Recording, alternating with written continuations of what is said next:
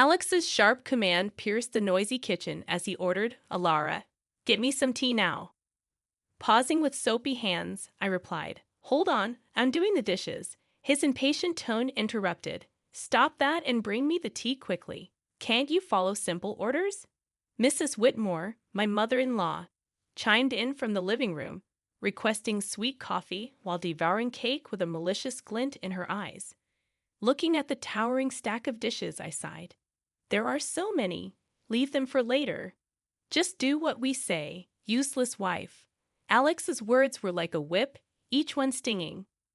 At 28, I was Alara, a working mom feeling trapped in a life more like a prison than a home. Married at 23, I had hoped for love and companionship, but found myself entangled with Alex and his domineering mother. My only source of joy, our 4-year-old son, was a bright spot in my otherwise bleak world. Living in Alex's parents' house was a decision forced upon me under the guise of caring for Mrs. Whitmore after my father-in-law's passing. At first, I felt sorry for her apparent grief, but it soon became evident that I was just a pawn in her cruel game of domestic control. Whether it was cooking, cleaning, or working, my efforts were never enough. Mrs. Whitmore would scorn my meals, leaving them untouched or harshly criticizing them. "The stir-fry is so half-hearted," she'd scoff.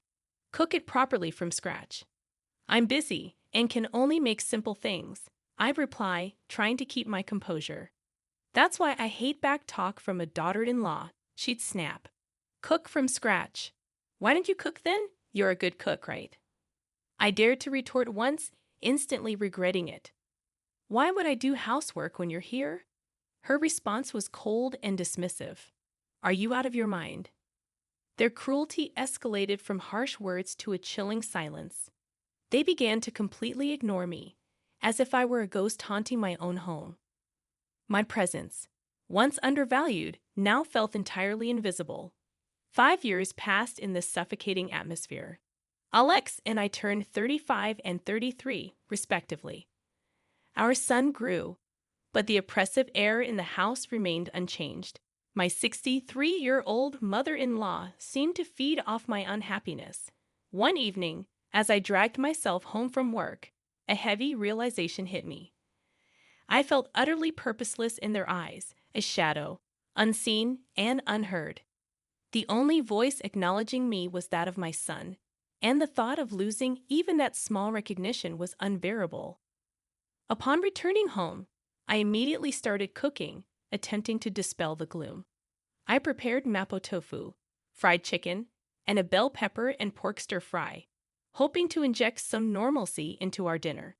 Abruptly breaking his long silence, Alex commanded, "Bring me the mayo." "Sure, here you are," I replied, handing him the mayonnaise. His first words to me in ages were not of gratitude or conversation, but a mere order. It proved to be the final straw, the breaking point of my patience and tolerance. The evening took a darker turn when Mrs. Whitmore insisted, "Clean the toilet." "What now?" I exclaimed.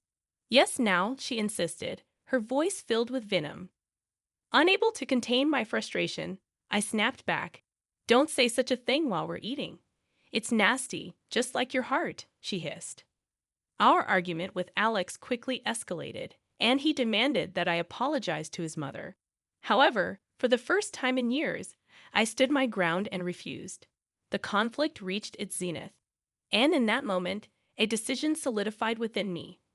I realized I needed to escape this toxic environment, not just for my sake, but for the well-being of my son. Retreating to my room, my determination strengthened. I downloaded divorce papers, filled them out, and slammed them in front of Alex. His shock was evident, but I felt nothing but a cold resolve. "I'm filing these," I declared, my voice unwavering. Facing my husband's bewildered expression, I recognized that I had finally stepped out of the shadows. It was time to reclaim my life. The days following my declaration of divorce were filled with cold glares and biting remarks. However, amidst this storm, I discovered an unfamiliar sense of liberation. One evening, as I served dinner, Mrs. Whitmore disdainfully looked at the meal. "You call this food? Even a child cooks better, she remarked. I bit my tongue, focusing on my son's smiling face. Eat up, sweetheart. I made your favorite tonight. Alex chimed in, his voice dripping with sarcasm. Oh, playing the perfect mother now, are we? What a joke. Despite the anger simmering within me, I maintained my composure. I'm just trying to make a nice dinner for our son, I calmly replied. Mrs. Whitmore scoffed. Don't act high and mighty. You're just a burden in this house. The tension at the table thickened, and Alex's attempts to belittle me only intensified. So, Alara, have you thought about how you'll survive after the divorce? You can barely keep a house, let alone your own life, Alex challenged. I looked him squarely in the eye. I have been supporting this family for years. I'm not worried about taking care of myself and our son. Mrs. Whitmore interjected, we manage. We don't need your pity money. However, Alex's silence spoke volumes. He knew the truth. Without my income, they would be in dire straits. In the following days, their behavior became increasingly erratic. Mrs. Whitmore oscillated between sweet-talking me into staying and hurling insults when I didn't comply. Alex, on the other hand, appeared lost, his arrogant facade crumbling as the reality of his financial dependence became undeniable. One afternoon, I overheard a conversation between them that sent shivers down my spine. She can't leave us like this, Alex hissed. We need her money. Mrs. Whitmore's response was cold and calculated. Don't worry. I have a plan. We'll make her life so miserable she won't dare to leave. Hearing their true intentions laid bare was a revelation. They didn't care about me or even our son. It was all about control and money. That night, as I lay in bed, a plan started to take shape in my mind. If they wanted a battle, I would give them one. However, it wouldn't be fought with words or petty arguments. I intended to hit them where it hurt the most, their pride and their wallets. The next morning, I began putting my plan into action. I reached out to a lawyer, a sharp and no-nonsense woman who came highly recommended. I want a divorce, and I want to ensure they don't get a penny more than they deserve, I stated firmly. She nodded, her eyes gleaming with determination. We'll make sure of that. You've been the sole breadwinner, right? We'll use that. As the days went by, my determination only strengthened.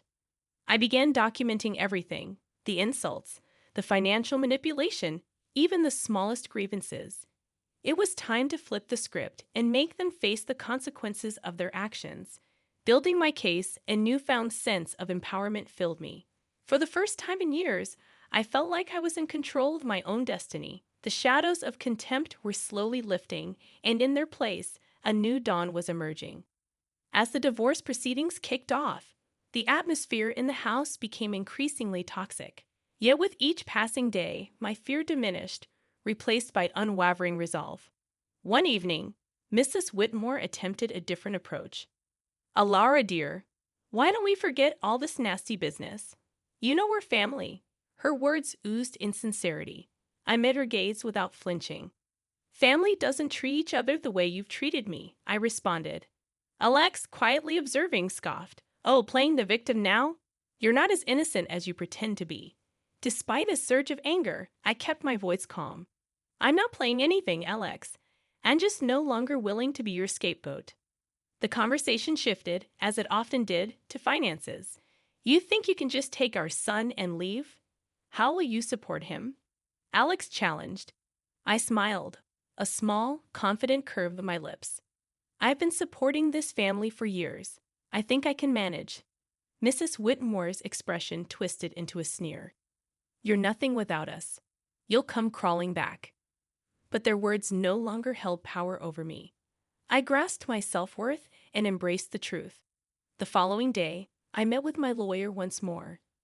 She outlined the strategy clearly, exposed their financial dependency on you. It will be pivotal in the custody battle and asset division. I nodded, feeling a sense of validation.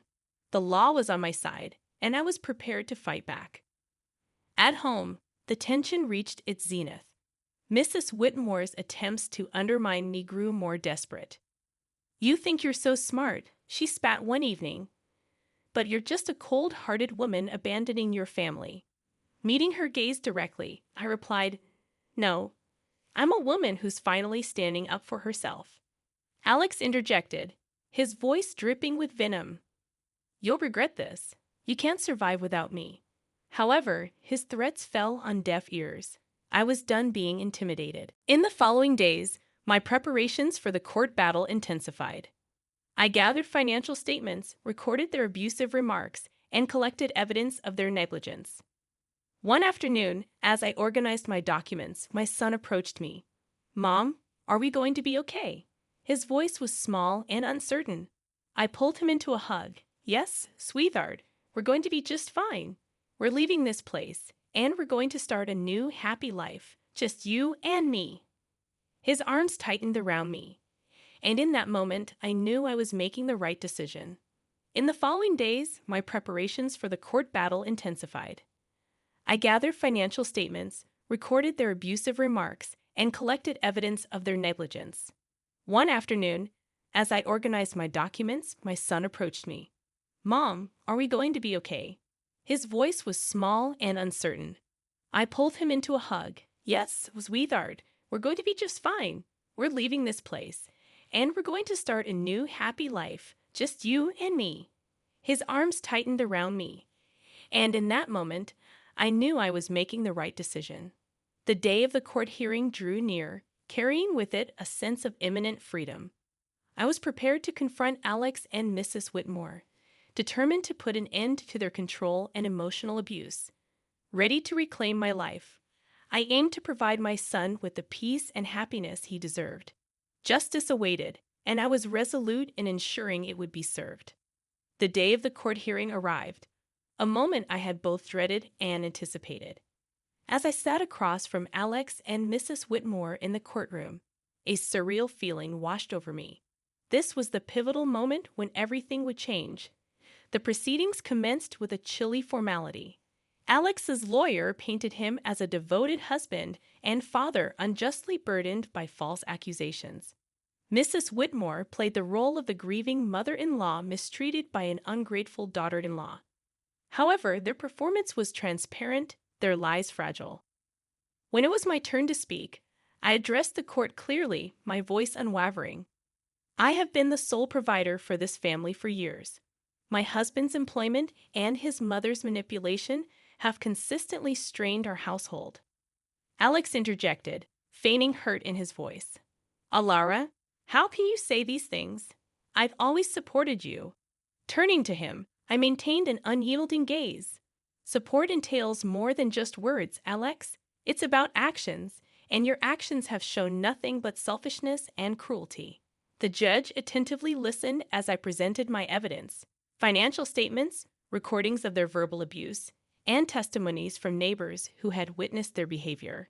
The undeniable truth unfolded. As the evidence piled up, Alex's facade crumbled, and Mrs. Whitmore's composed demeanor faltered, revealing a slipping mask of innocence. The courtroom fell into a heavy silence, tension thick in the air. Then came the revelation that sealed their fate. My lawyer presented photographs and documents providing evidence of Alex's infidelity and Mrs. Whitmore's clandestine affair with a wealthy neighbor, Mr. Harwood. Murmurs erupted in the courtroom as compromising images were displayed, exposing their deceit. Their true colors were revealed for all to witness. Alex's face turned pale, his eyes wide with shock. Mrs. Whitmore's expression morphed into one of fury, her hands trembling. "You invaded our privacy." Mrs. Whitmore shrieked, her voice piercing. I looked at her, my voice calm but resolute.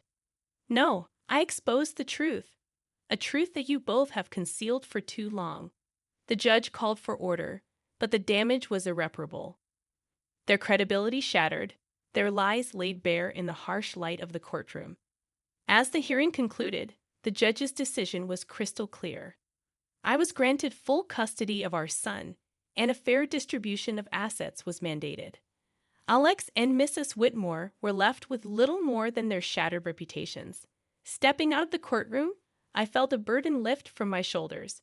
The years of manipulation and emotional abuse were finally behind me. I had confronted my oppressors and emerged triumphant.